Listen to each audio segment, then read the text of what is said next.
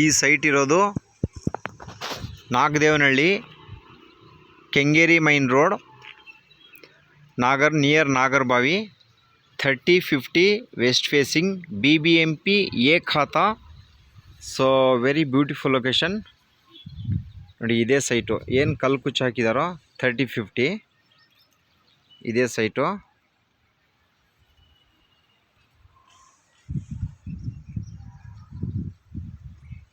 So wonderful location.